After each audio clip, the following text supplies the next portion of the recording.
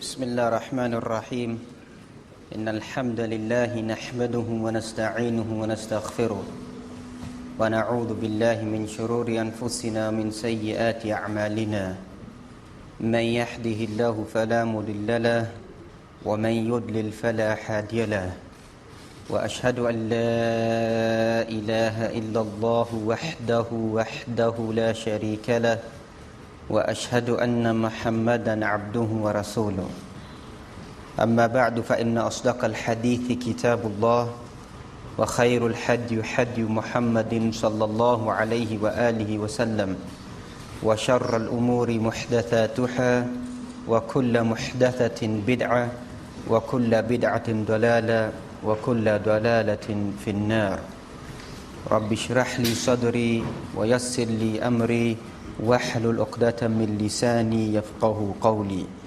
After praising Allah subhanahu wa ta'ala, we enter into today's discussion, or the general theme of today's discussion being a menace to society. And whilst researching for the title or the theme menace to society, not that I promote such views, looking into great detail about what is a menace to society. Menace to society goes back to a famous movie that was released in 1993 by the Hughes brothers, two twin brothers. At the age of 21, released a movie on a $3 million budget, which they called Menace to Society, to star the famous Tupac Shakur, who was removed by one of the directors. And that era, that time of the early 90s and late 90s, began this culture, this hoodlum culture that you find, which obviously has spread to the Muslims at the moment. Obviously Muslims sometimes take time to fall into the hoodlum culture as well. And then you find other such movies like Juice, starring Tupac Shakur himself, Boys in the Hood, and this gangster attitude that you find. Not that I've, alhamdulillah, ever watched any of these movies, but just reading reviews and research gives you enough understanding of what has taken place in their culture, and that same culture and belief which is coming down in the Muslims as well. A culture of drugs, guns, violence, crime and women. And that's a true reality of many of us Muslims at the moment. And who is the menace? Is it our society or is it your society? Is it the non-Muslims or is it the Muslims? More and more traveling through this country you find, whether it be the back streets of Bradford, Birmingham, Manchester or East London or South London, you find many occasions you find that is a great culture amongst the young Muslim youth, both girls and boys, to be involved in this evil culture. A culture of being a menace to society, whether that menace is towards the non-Muslims or towards the Muslims themselves. So that should be clarified, that we are partly a menace as well in this society, living in this country at the moment. And some people may see, or some non-Muslims, and even Muslims unfortunately, see myself as a menace to society. And that's a true fact, that many people believe more and more that the way that you address certain issues, that you're just coarse, harsh, rude and arrogant. But that possibly may be true, that I may be classified as a menace to society in front of non-Muslims. I can accept that, because obviously their perception of life is slightly different from Muslims. But for Muslims to say that you're a menace to society, the things that you address, you are the real menace. But the things that we address is nothing but the Sharia of Allah subhanahu wa ta'ala. I don't come as a menace to society, and nor does Sharia comes as a menace to society. For every disease there is a cure. The Sharia only comes, the Islamic law comes for a cure for humanity, whether Muslims or non-Muslims. And that's the only path that we're following as well, bi'idhnillahi ta'ala, is to highlight the problems in our society, to rectify our society. So thus there may be at times a slight connotation of harshness and a portrayal of arrogance in one's speech, but that is only swearing by Allah subhanahu wa ta'ala, only to wake up the Muslim youth, the things that we are going through and the problems that we're suffering. Because Deenul Islam brings peace, honor, protection, and dignity. For any individual who studies the Sharia of Allah subhanahu wa ta'ala, you find that maqasid al-Sharia, the purpose of the law, as many ulama have highlighted, revolves around 5 basic fundamental points. The Islamic law, it protects your ird, protects your honor, protects your nasab, your genealogy, your lineage, protects one's deen, one's aql, one's mind, and likewise it protects one's nafs, one's soul as well. So whichever way you look at the Sharia of Allah subhanahu wa ta'ala, whether it makes something halal or makes something haram, it revolves around these 5 basic fundamental points. That is it good for your deen? Is it good for your honor? Is it good for your property? Is it good for your soul? Is it good for your mind? Likewise, if it's something haram, is it something harmful to your mind, your body, your soul? Everything revolves around these 5 basic points, is what we need to understand. And thus you find that the Sharia of Allah subhanahu wa ta'ala has even things that become possibly haram at a later stage, the Sharia will clamp down upon them in the beginning. Not at a later stage. Right from the beginning, the Islamic law will begin to challenge the problems or the vices that exist inside society, which is classified as closing the doors of sin. That which leads to sin becomes sinful as well. That's the Islamic law. Whatever leads to vice becomes haram as well. Whether you manage to get to the final destination of the haram, but that journey towards the haram becomes forbidden according to the Sharia of Allah subhanahu wa ta'ala. So even common acts could become haram. For example, traveling. Traveling is something mandub, recommended. Ma fi haraj, there's no harm in traveling. But if your traveling is to a destination of su', of evilness, of haram, if your traveling is to something to indulge in a haram action, to fornicate, to commit adultery, to buy drugs, to do whatever you want to do, to commit fraud, then that journey, according to Sharia, becomes haram, becomes forbidden. That's you find many more and more the ulama at the moment are talking about leaving Muslim lands and coming to the Western lands only for vice, for temptation, to relieve yourselves in haram activities. That journey now becomes haram, according to Sharia. Likewise, education is something recommended. The Quran and Sunnah is replete of ayat talking about seeking a good education.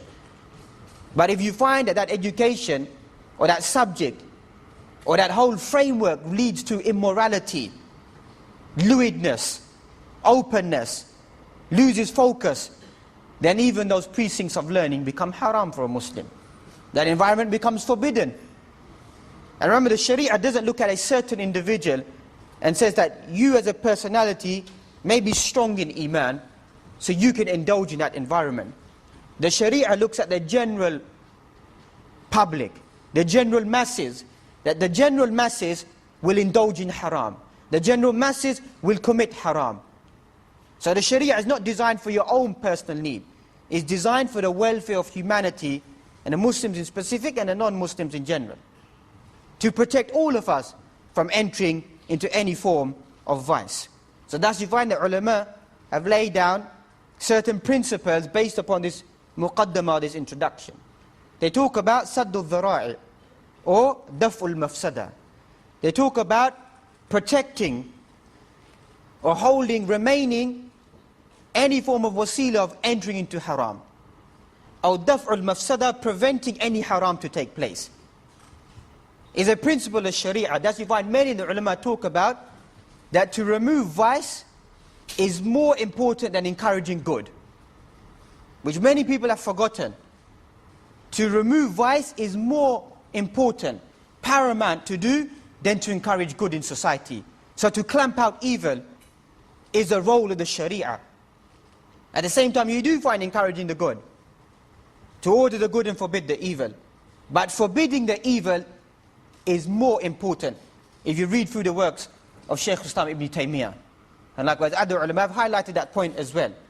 Prevent evil is more powerful than just encouraging good inside society.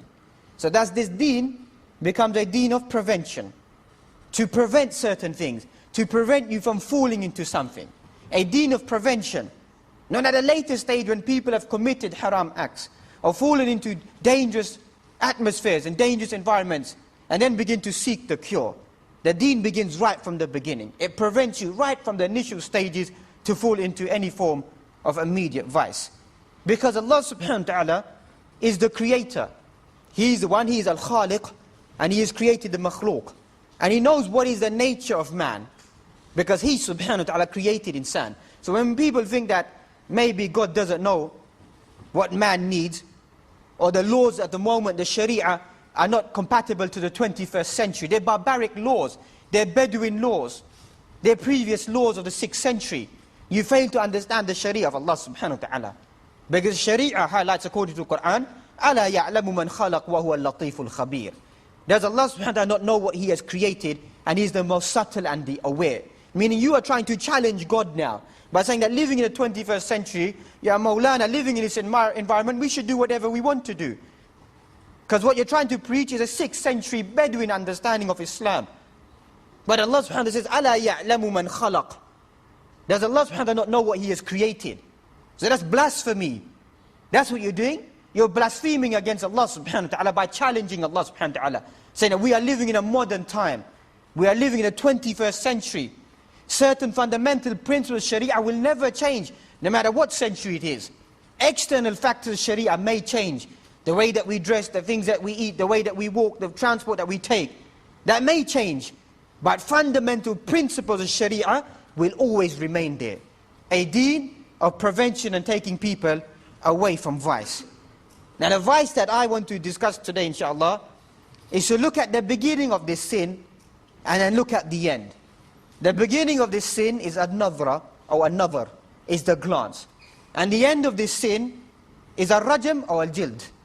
Is either to be flogged or to be stoned. Because many people, they belittle this sin. Many people you find, as I mentioned, as I began with, I want to challenge the Muslims. That Muslims are indulged in this type of vice. And they fail to understand that according to Sharia of Allah subhanahu wa ta'ala, you're on a dangerous understanding. You're on a dangerous platform. Because that beginning that you entered upon, and the ending that you could be facing, because of the lack of the governance of Sharia of Allah subhanahu wa ta'ala, we very rarely find it. That people are prevented from entering into this evil sin. أولا طبيعة الشخص أو طبيعة الإنسان أو طبيعة الرجل. The natural essence of a human being is what? As Allah subhanahu wa ta'ala highlights, زُيِّنَ لِلنَّاسِ حُبُّ الشَّهَوَاتِ مِنَ النِّسَاءِ وَالْبَنِينَ وَالْقَنَاطِيرِ الْمُقَنْطَرَةِ مِنَ الذَّهَبِ وَالْفِضَّةِ إلى آخر الآية. زُيِّنَ لِلنَّاسِ, beautified for mankind, حُبُّ الشَّهَوَاتِ, a love to accumulate certain desirable things. أولا النساء, women. So that's something, that's the nature of insan. So when these people at the moment performing this 500,000 march as we speak at the moment and saying the nature of man is to be homosexual, nature of man, a woman is to be a lesbian, is against the tabi'atul shakhs. Is against the natural fitra of al-insan. That's the natural instinct that insan has within themselves. Fitrat Allahi fatara an-nasa alayha. That is the fitra of Allah subhanahu wa ta'ala, that He's created insan upon that. A natural inclination and a love towards the opposite sex. In a hadith you find, حُبِّبَ إِلَيَّ مِنَ الدُّنْيَا الطِّيبُ وَالنِّسَاء وَجُعِلَتْ قُرَّةُ عَيْنِي فِي الصَّلَاةِ. حُبِّبَ إِلَيَّ مِنَ الدُّنْيَا. The Prophet Muhammad said that those things beloved to me from the worldly things. مِنَ الدُّنْيَا الطِّيبُ, sweet fragrance, good fragrance, good smelling fragrances, musk. وَالنِّسَاء, women. وَجُعِلَتْ قُرَّةُ عَيْنِي فِي الصَّلَاةِ. And the coolness and the tenderness of my eyes has been placed inside the salah. That's the Prophet Muhammad sallallahu alaihi wasallam. And you find the famous hadith about the 3 men who abstained from certain things. And he said to the final individual, he said at the end of the hadith, فَمَنْ رَغِبَ عَنْ سُنَّتِي فَلَيْسَ مِنِّي. Whoever turns away from my sunnah has got nothing to do with me. And the hadith is that I marry and I have relationship with women. So whoever turns away from my sunnah has got nothing to do with me. So that highlights that this is the natural instinct, the natural tabi'i, the natural framework of a human being to seek that love between the 2 individuals. And once again the Sharia channels this feeling or this concept into a matrimonial relationship. That's what the Sharia does. It channels it into the correct direction. فَانْكِحُوا مَا طَابَ لَكُم مِّنَ النِّسَاءِ مَثْنَى وَثُلَاثَ وَرُبَاعَ. Marry from amongst the women, مثنى, 2, 3 or 4. فَإِنْ خِفْتُمْ أَلَّا تَعْدِلُوا فَوَاحِدَةً أَوْ مَا مَلَكَتْ أَيْمَانُكُمْ ذَلِكَ أَدْنَى أَلَّا تَعُولُوا. Marry 2, 3 or 4. If you don't have the ability to be just, فَوَاحِدَةً, marry only one woman. أَوْ مَا مَلَكَتْ أَيْمَانُكُمْ, or whatever your right hand possesses. ذَلِكَ أَدْنَى أَلَّا تَعُولُوا. That is nearer for you that you do not commit any injustice. So that's what the Sharia says. You have a zeal, you have a deeper passion, marry 2, 3 or 4. If you cannot be just, then marry the one. Don't step outside the frameworks of a matrimonial relationship. Don't take upon anything outside of your relationship. You have that zeal and that passion, you should enter that according to the Sharia of Allah subhanahu wa ta'ala. And thus you find following the characteristics of the believers. If you read Surah Al-Mu'minun, the 23rd chapter of the Quran, you find inside that surah, in these first 11 or 12 ayat, Sifatul Mu'mineen, characteristics of the believers. قَدْ أَفْلَحَ الْمُؤْمِنُونَ الَّذِينَ هُمْ فِي صَلَاتِهِمْ خَاشِعُونَ. Successful are the believers who preserve and guard their prayers. And then come the following sifat which concerns us today. What is the characteristic of a mu'min woman or a believing man? وَالَّذِينَ هُمْ لِفُرُوجِهِمْ حَافِظُونَ. Those people who guard their private parts, guard their chastity. إِلَّا عَلَىٰ أَزْوَاجِهِمْ أَوْ مَا مَلَكَتْ أَيْمَانُهُمْ. Except for upon their spouses or upon whatever their right hand possesses. فَإِنَّهُمْ غَيْرُ مَلُومِينَ. There is no blame or reproach upon these people. فَمَنِ ابْتَغَى وَرَاءَ ذَلِكَ فَأُولَٰئِكَ هُمُ الْأَعْدُونَ. Whoever seeks any other means than through this matrimonial relationship, then these people are al-a'adun. Al-a'adun are zalimun, are transgressing and oppressive people. All other means of relationship are forbidden except for a matrimonial relationship. Anything outside that context becomes haram, becomes forbidden, for a man or for a woman. And thus you find anything that goes beyond the bounds becomes excessive. Even things that are halal, if it's excessive, becomes haram. Because you find كُلَّ شَيْءٍ تَجَاوَزَ حَدُّهُ أَصْبَحَ ضِدَّهُ. Anything you go beyond the bounds, it becomes the opposite. So Islam channels you towards the right concept and understanding of life.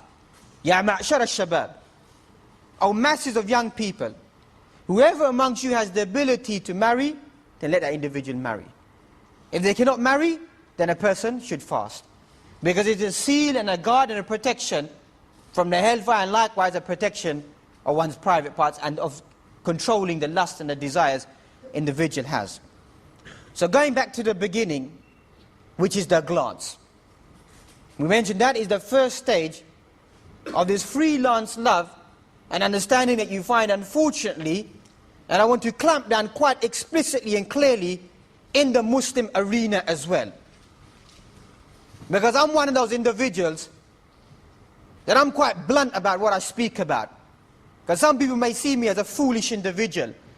But under the paradox of Islam at the moment, you find many people begin to do whatever they want to do under the cause of Islam. وَلَكِنْ فِي قُلُوبِهِمْ مَرَضٌ فَزَادَهُمُ اللَّهُ مَرَضًا. But in their heart is a sickness. And Allah subhanahu wa ta'ala increases that sickness inside their heart. Remember, the way to Allah subhanahu wa ta'ala is never going to be through muharramat. Never can you get to Allah subhanahu wa ta'ala by going through haram things. Let that lesson be clear. Whether even if it be jihad fi sabilillah, don't think that you commit haram, you'll get to Allah subhanahu wa ta'ala. Don't think that you hold Islamic conferences and you have certain things there just for the benefit of the humanity, you've made it to Allah subhanahu wa ta'ala. Don't think that you pull in 40,000 people together and sing together and chant together that you've made your goal. Because that's not the Sharia of Allah subhanahu wa ta'ala. Let that message go clear to these people. That's why I don't sit in such arenas and I let people know the message clear. Because right from the beginning, I don't believe in no loose concept of Islam. And I let those people know. Because that's real rajula, real manhood. That I don't like no woman to butt next to me and tell me. Because that's Islam, that's my deen. I've got ghira. I've got a sense of shame. And that's what's happened to our society in its pretext Islam. People are losing this shame. Read the classical ulama. To approach a man, you'd think 1,000 times. But today in our loose speech, any woman can come and speak to you under the pretext of Islam. I've seen individuals there standing there, and a woman laughs in their face, and a man laughs in her face. That's not a deen given to the Prophet Muhammad sallallahu alaihi wasallam. That's only for the Prophet Muhammad. He can behave and conduct himself in that manner. Because he's the Prophet of Allah subhanahu wa ta'ala. So you find that harshness, because I read about people like Umar ibn Khattab. So when he entered into the house of the Prophet Muhammad sallallahu alaihi wasallam, the women got scared. They felt scared, intimidated by him. But they never felt scared about other personalities. You should be scared about a real man. You shouldn't just walk up freely and discuss whatever you want to discuss and be open in your forum. Because that's a loose understanding of Islam. And I can vouch for the fasad and the corruption that is existing in this Muslim so-called environment underneath what these people are trying to talk about an Islamic reawakening. So the beginning is the glance. And all this is based upon the Sharia. I don't think it's my personal inclination. You can go back and read the Sharia in great detail, and you will come to exactly the same conclusion as I come to, inshallah. The first thing is the glance. Because many people like to begin with the woman. The Quran begins with the opposite. قُلْ لِلْمُؤْمِنِينَ يَغُضُّوا مِنْ أَبْصَارِهِمْ وَيَحْفَظُوا فُرُوجَهُمْ ذَلِكَ أَزْكَى لَهُمْ إِنَّ اللَّهَ خَبِيرٌ بِمَا يَصْنَعُونَ. Say to the believing men, lower your gaze. Wallahi, it doesn't make a difference to me what century you live in. The Quran says we're literalist people. We take the Quran literally. وَقُلْ لِلْمُؤْمِنِينَ. I want to be a believer. It says to the believing men, lower your gaze and guard your chastity, guard your private parts. So when people say to me, Ya Maulana, what about the television today? What about the satellite? What about the channels at the moment? The woman that comes on top of that channel, وَقُلْ لِلْمُؤْمِنِينَ يَغُضُّوا مِنْ أَبْصَارِهِمْ. Say to the believing men, lower your gaze. Lower your gaze. There's no difference of opinion. Who's trying to play with the Sharia now? Who's trying to play with the Sharia and say, well, Murphy, there's no harm? The Quran is a direct statement. Simple statements. Say to the believing men, if you see a woman in front of you, lower your gaze. Khalas, we'll lower our gaze. We're not going to argue about that. ذَلِكَ أَزْكَى لَهُمْ. That's purifying for you. That's purifying. That's what you find a hadith that talk about. Person who lowers his gaze finds halawatul iman. Finds a sweetness of iman that you can't comprehend. But we've got a sickness in our hearts. We can't find that halawatul iman, that when you lower your gaze, you find a nur inside your heart. You find a good feeling that you're close to Allah subhanahu wa ta'ala. And then comes the women. وَقُلْ لِلْمُؤْمِنَاتِ يَغْضُضْنَ مِنْ أَبْصَارِهِنْ وَيَحْفَظْنَ فُرُوجَهُنْ وَلَا يُبْدِينَ زِينَتَهُنَّ إِلَّا مَا ظَهَرَ مِنْهَا وَلْيَضْرِبْنَ بِخُمُرِهِنَّ عَلَى جُيُوبِهِنْ. And say to the believing women, lower your gaze.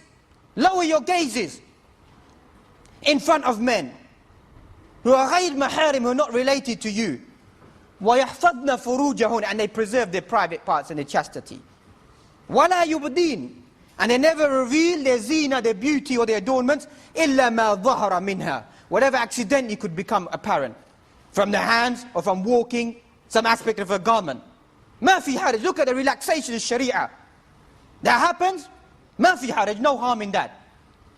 وَلْيَضْرِبْنَ بِخُمُرِهِنَّ عَلَى جُيُوبِهِنْ. And tell them to cover their bodily parts. And the word is quite explicit to mention. That's the Sharia. So when people today are discussing about what's the role of the hijab, what's the role of the woman's dress, is it a bright pink color? Is it just a Calvin Klein hijab on the top of your head and wear tight trousers and say I love Islam across your chest? Who taught you that Islam? Who taught you that type of Islam? Where does that come from? The Sharia of Allah subhanahu wa ta'ala. Your own understanding of Islam. It's nothing to do with your own understanding, your own inclination. And that's what's happening in our society. Wallahi, sometimes I feel like just stopping and saying to somebody, you might as well take that hijab off your head. Don't hold a cigarette in your hand and smoke. Don't hold hands with a boy in the street. Don't behave in that manner. Because I know for a fact when I was growing up, I never joked about the deen of Allah subhanahu wa ta'ala. I had done something or I didn't do it.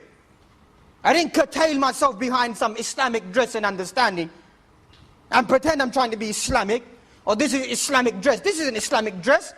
This is fashion and culture. That's what you're following. You're following a fashion and a culture. You're not following Islam. So that the Quran is saying, cover yourselves with the correct form of the jilbab. The way of the believing women. Ya ayyuhan nabiyyu qul li azwajika wa banatika wa nisa'il mu'minin. O Prophet of Allah, say to your wives, say to your daughters, and say to the believing women, yudnina alayhinna min jalabibihin. Tell them to cover their bodily parts. So somebody says that's only for the Prophet's wives, sallallahu alayhi wasallam. But a verse is saying, say to your wives, say to your daughters, and say to the believing women. And your qudwa, your person that you resemble is ummahatul mu'mineen, the mothers of the believers. That we resemble and copy them, and likewise the women should resemble and copy them. So quite basically, what the eye does not see, the heart does not perceive or desire. That's the proverb, that's the understanding. What the eye does not see, the heart doesn't desire, doesn't perceive that. You can't see something, you don't know nothing about it. You can't seem to do anything beyond that, because everything is sealed in front of you. And thus you find many athar, many such wordings. Some people like to attribute these as the words of the Prophet Muhammad, but they are da'if in nature. But the meaning is true. An-nadhratu sahmun min sahami iblis. The glance is from amongst one of the arrows of shaitan, of iblis. That's what ulama have highlighted. That's the beginning. That the glance is there. That is the arrow, the first arrow of shaitan. Ya ayyuhalladhina amanu la tattabi'u khutuwati shaitan. Or you believe, don't follow the footsteps of the devil. وَمَنْ يَتَّبِعْ خُطُوَاتِ الشَّيْطَانِ فَإِنَّهُ يَأْمُرُ بِالْفَحْشَاءِ وَالْمُنْكَرِ. Whoever follows the footsteps of the devil, because shaitan only orders you munkar, evil things, and al-fawahish, illicit, all types of illicit sexual behavior. You find in the hadith, لَكَ الْأُولَى وَلَيْسَ لَكَ الثَّانِيَةِ. You have the first glance of sudfa, apparent glance. Somebody comes in front of you, you have that first glance. وَلَيْسَ لَكَ الثَّانِيَةِ. You don't have the second glance. But once again, that sickness, many of us say that, Mawlana, I'm still in my first glance. You think you're the only shabab. Read the seerah of the shabab, Hawlul Rasul sallallahu alaihi wasallam. Read the young men around the Prophet Muhammad sallallahu alaihi wasallam. You think you're the only one with temptation, desires. If my memory serves me correct, Ibn Abbas, one of the other companions, riding, and his eye falls upon a woman, and he's glancing and he's fixing upon her. The Prophet Muhammad turns his face around. Does it again he turns his face around. Simplicity. That is what the Prophet Muhammad understood these people, and he highlighted that. لَكَ الْأُولَى وَلَيْسَ كَالثَّانِيَةِ, as he said to Ali radiallahu ta'ala anhu. You have the first, but you don't have the right to follow that glance again. All of a sudden something comes apparent in front of you, turn away, glance away. And thus you find that if this was something shay basit, something trivial, then I don't think the Prophet Muhammad would turn his companion's face away. Reflect upon that. It's something trivial, he wouldn't turn his beloved ones away, their face away, because he understands what could happen next. And thus you find that this concept of tabarruj, the concept of coming out in society, in one's ordainments, is nothing but a way of jahiliyyah, of ignorance. You find many ahadith, a woman who comes out of her home, not attiring herself correctly, is tasrafa her shaitan. Shaitan will glorify or beautify her. You find another hadith as narrated Mustadrak of Imam Hakim. and checked by the late Sheikh Nasiruddin al-Albani rahmatullahi alayh. Any woman who comes out of her house perfuming herself, every single eye that looks at her, فَإِنَّهَا هِيَ زَانِيَةٌ, she's an adulterous woman. أو كما قال صلى الله عليه وسلم. That's not my words. That's the words of the Prophet Muhammad sallallahu alaihi wasallam. Any woman who comes out of her house perfuming herself, and every man that smells her, then she's just classified according to Sharia as an adulterous woman. And as you find in the hadith, as I mentioned previously as well, that many of the hadith are talking about our times as well. Al-kasiyat al-ariyat, dressed but naked. Visualize that yourselves today. Women that will be dressed but yet naked. Then you can see everything about these women.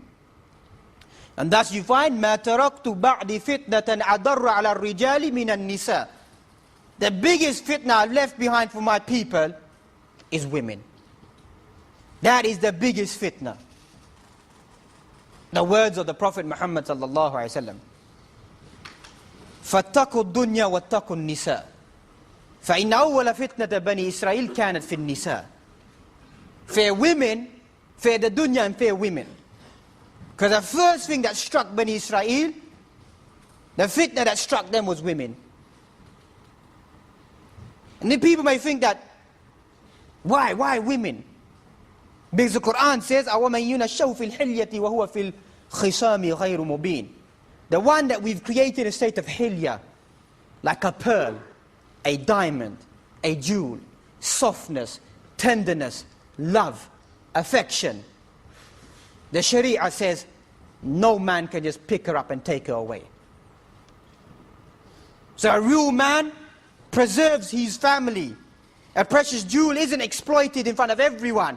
Because that's what the Quran says, that women, a woman yunashaw fil hilya, referring to a woman who's been taken care in a nice manner, like a jewel, like a pearl, like a diamond. Women are precious in the Sharia. Not what they're trying to promote. Not what they're trying to promote, this is the way you treat your women. So why? Read your own statistics. That's my challenge to you. More and more middle class white women become Muslims in this country. Ask them, why did you become a Muslim after the life that you lived? Because I'm only visualized as an ornament.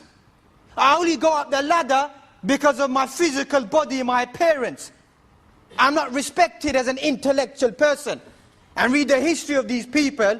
Not too long ago, they were debating their clerics whether a woman was a human being. They used to burn them alive. So don't come and tell me that you're barbaric, because your own people are turning to Islam because they see what is real Islam. And Yvonne Ridley is the greatest testimony that when you claim about Taliban and the oppression that they commit.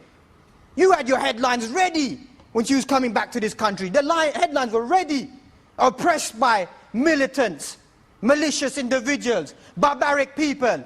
And when they asked her the simple question, how was you treated? She said, well, I was treated quite well by these people. And then after that, she testified she became a Muslim. So there's no barbaric nature in Islam. Real Islam teaches women how to conduct themselves, how to behave inside society. So our mothers, our daughters, our sisters, our wives are precious to us. We don't just let them go out with any man, and whoever they find on the street, come home and say to their parents, I'm going out with so-and-so. That's your culture. You do whatever you want to do, son.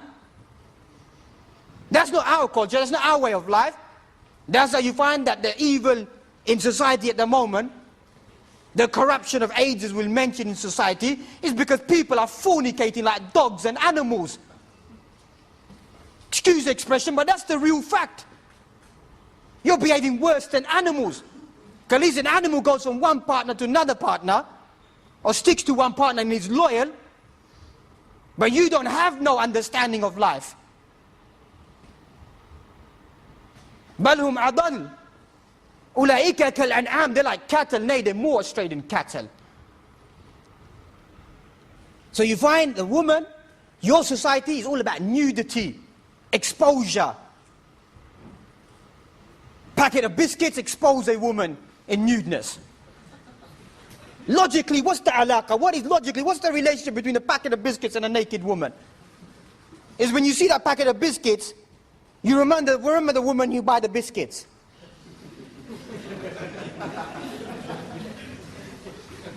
That's the logic, isn't it, that you're trying to use? So you have created a woman as a commodity. Everything revolves around that one concept about the woman. So a woman for us is al-mar'atu salihah, is a righteous woman, is a good woman. The woman for you, according to your own teachings, your own writings, the woman is a devil. Because that's what even they preach in the Bible as well. The initial sin came from Eve because she tempted Adam. The Quran says the opposite. The initial sin came from Adam. So we don't blame the woman, you blame the woman. And read the Bible, read their history. Their history states that because of initial sin, she has to carry the child for 9 months. She has to go through that pain of that initial sin. That's what the Bible says. The menses that she has to go through is because of that initial sin.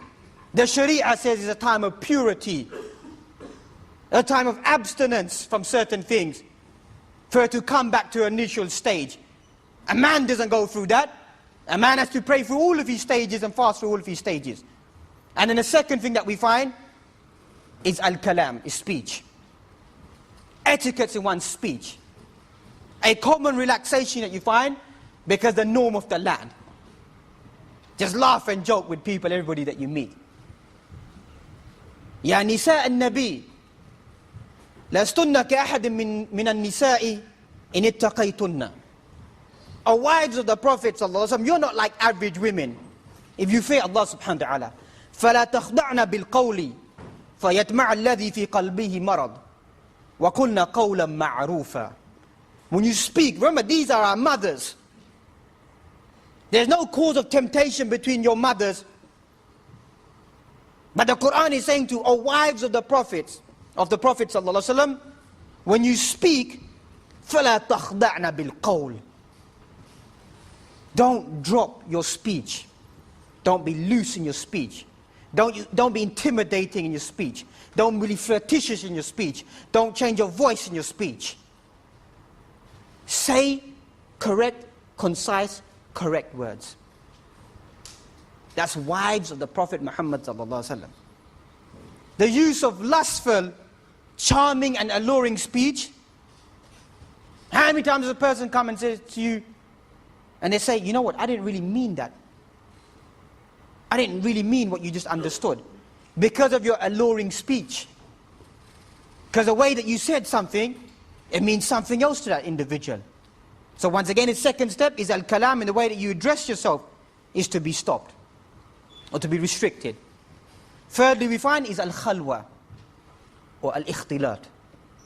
To be alone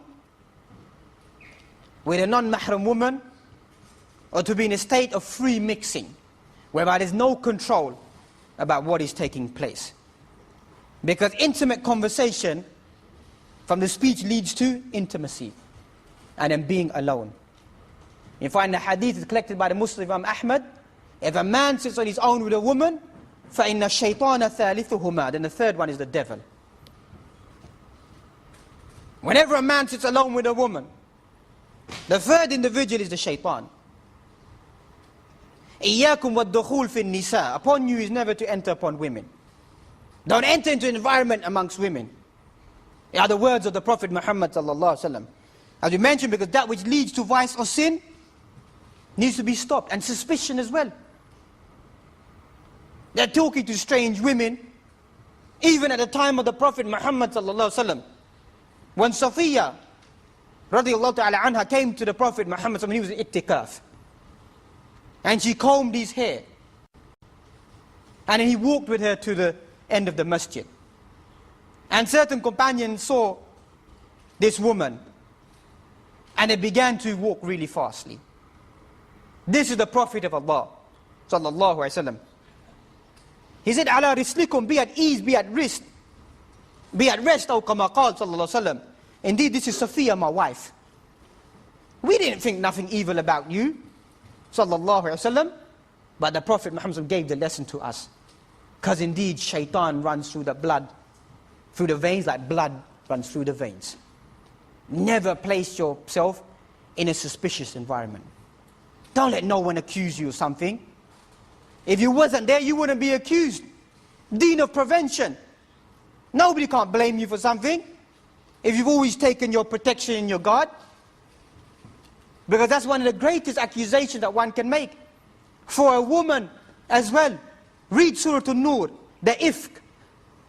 The lie that they attributed to Aisha radiallahu ta'ala anha. Suspicion, once again. Destroyed her character. That even the Prophet Muhammad began to worry about her, or was curious about what took place. So think about the century or the qarn that we live in at the moment. That don't place yourself in such an environment. Fourthly, we find relationship. People say, tell me from the Quran where it talks about girlfriends and boyfriends. Give me the exact words. And I always say this about other things as well. People come up to me and say, tell me in the Quran where it says crack, cocaine, hashish, marijuana is forbidden. Wallahi ya Shaykh, you give me the exact word and I'll give it up in my life. I'll give it up. But the Quran doesn't address your terminologies, words of the street today. It doesn't talk about skunk and weed in the Quran. It talks about a word which entails everything that will come in time. It talks about khamar. Khamar isn't alcohol. Khamar is ma ghab al-aql. Whatever takes your mind away. So anything that takes your mind away, it becomes khamar, it becomes haram. But for those people who want exactly a girlfriend-boyfriend relationship, I'll tell you where it is in the Quran today. The Quran says, وَلَا مُتَّخِذِي أَخْدَانِ. Surah Al-Ma'idah, the 5th chapter, verse number 5. Go and research it for yourself. Women who don't take boyfriends. That's the loose translation. So there it is from the Quran given to you now. That the Quran is saying, likewise the opposite is mentioned as well. Men who don't take women as their girlfriends.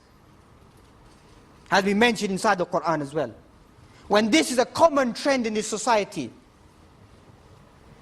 Because they make us feel abnormal. They make us think that if you don't have a relationship, you're abnormal. أخرجوا آل لوط من قريتكم إنهم أناس يتطهرون. Take out the people of Lut because they want to be a purified people. Yes, we want to be purified. That's our natural deen. That's a natural way for man. Manhood isn't to fornicate and commit adultery.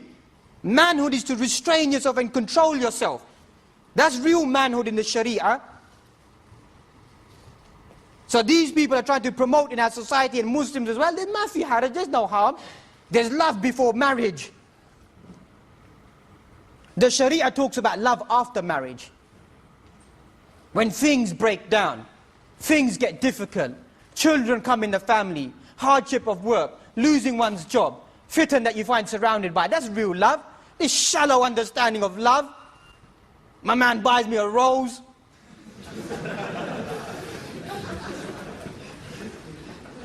Rides me in his BM convertible. Takes me here, takes me there.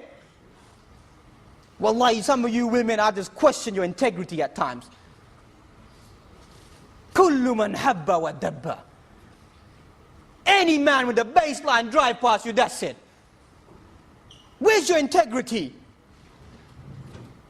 When real man, you find that the Quran preaches about it. Ar-rijalu qawwamuna ala nisa. Men are more dominant upon women because the word qawwama means to take care of the house. My man can't even wake up in the morning, you think he's a man. My man can't even work for a day's living. Lives off the dole, lives off the government. Robs people, is a crook.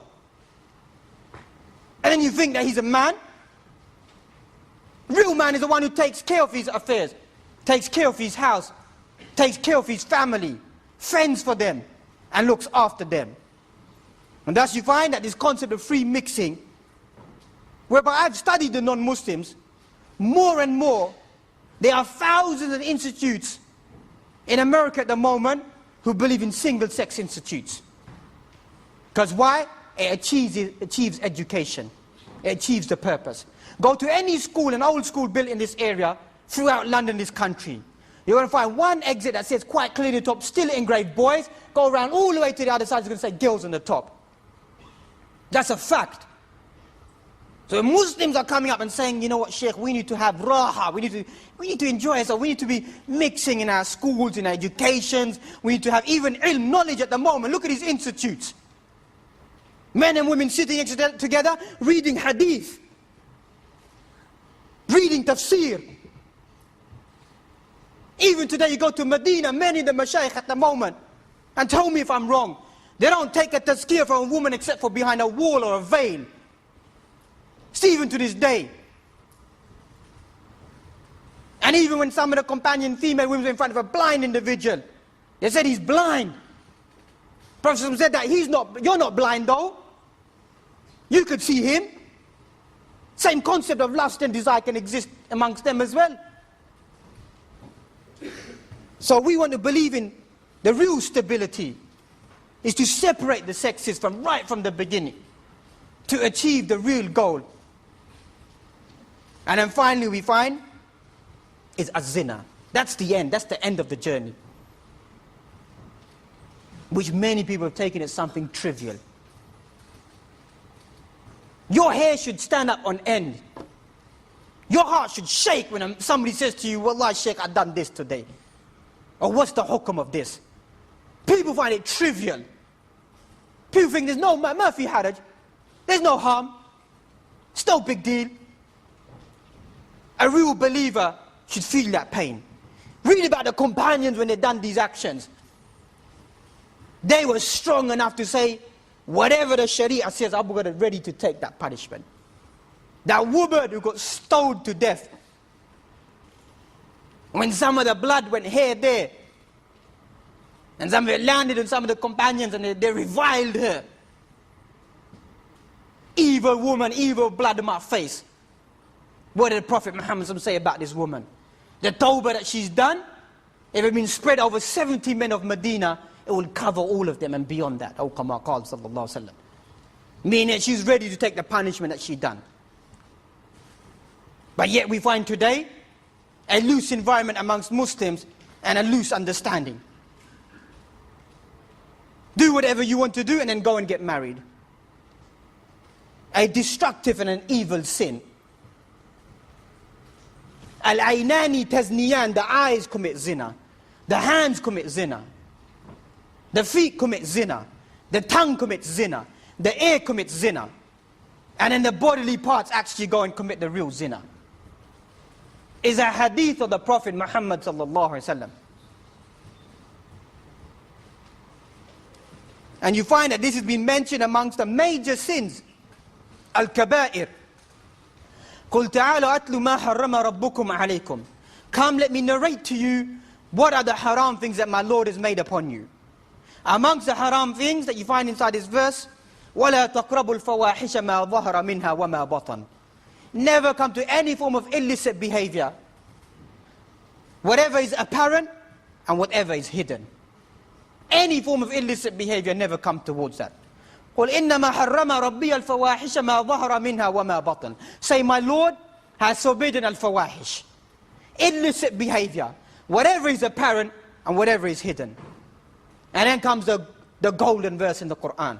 Inside Surah Al-Furqan. Inside Surah Al-Isra. وَلَا تَقْرَبُوا الزِّنَا. وَلَا تَقْرَبُوا الزِّنَا إِنَّهُ كَانَ فَاحِشَةً وَسَاءَ السَّبِيلًا.